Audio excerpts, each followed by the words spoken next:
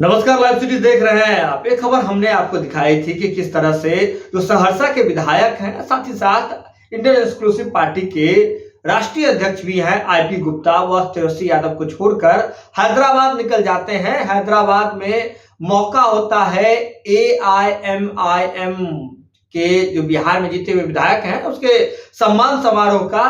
तो उस पार्टी के विधायक के अलावा सिर्फ एक विधायक को बिहार से न्योता रहता है, वह है आईपी गुप्ता। आईपी गुप्ता वहां जाते भी हैं, आईपी गुप्ता का वहां सम्मान किया जाता है। मंच पर ओवैसी भी तारीफ करते हैं आईपी गुप्ता का और कहते हैं तांती तत्वा समाज, पान समाज का जो आरक्षण की लड़ाई है यह सदन में संसद में उठाएंगे।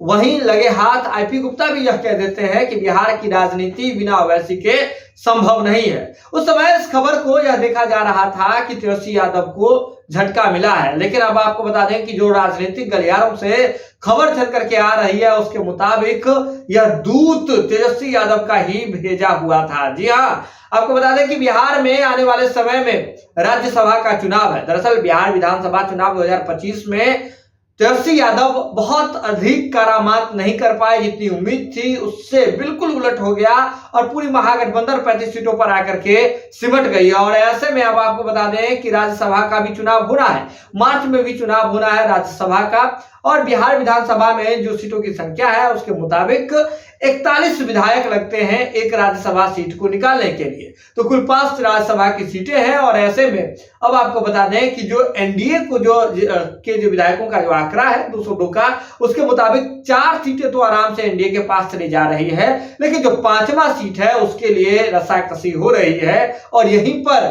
राजनीतिक बुद्धि विवेक का परीक्षण भी होना है। और इसी कड़ी में खबर ये आ रही है कि तेजस्वी यादव ने आईपी गुप्ता के माध्यम से अब नजर डाल दी है ओवैसी के विधायकों पर। जी हां, आपको बता दें कि वर्तमान में जो 5वीं सीट है उसके लिए 5वीं सीट के लिए एक और जहां 38 विधायक इनके पास एनडीए के पास बच रहे हैं, वहीं महागठबंधन के पास 35 विधायक हो रहा है। तो महागठबंधन को 6 विधायकों की जरूरत है, वहीं दूसरी ओर एनडीए को महज 3 विधायकों की जरूरत है। तो ऐसे में सबकी नजर जो है वह बीएसपी के 1 विधायक और ओवैसी की पार्टी AIMIM के 5 विधायकों पर टिकी हुई है।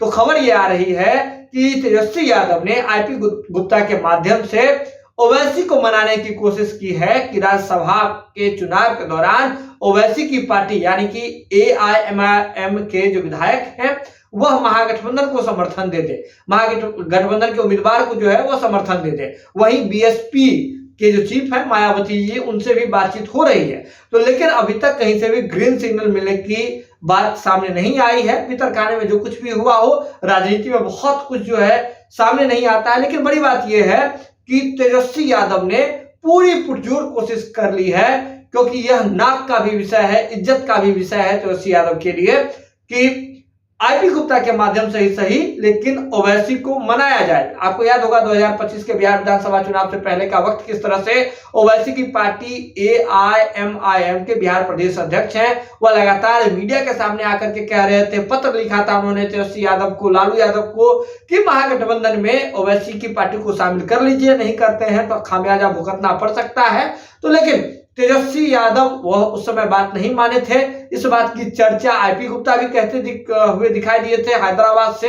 लेकिन अब बड़ी बात यह है कि अगर ओवैसी मान जाते हैं, अगर मायावती जी मान जाती है, तो महागठबंधन को नैतिक रूप से ही सही लेकिन एक बड़ी जीत मिल जाएगी राज्यसभा के चुनाव के दौरान। आप जुड़े रहे लाइव सीरीज के साथ। लाइव सीरीज पर खबर का सिलसिला लगातार जारी है। अब लेकिन बड़ी बात यह है कि तेजस्वी यादव ने ऐसा करके कहीं ना कहीं राजनीतिक सूझबूझ की दिखाने की कोशिश की है। अब यह देखना दिलचस्प होगा तेजस्वी यादव को समर्थन मिलता है या फिर नहीं मिलता है। जुड़े लाइव सीरीज के साथ। लाइव सीरीज पर खबरों का सिलसिला लगातार जारी है।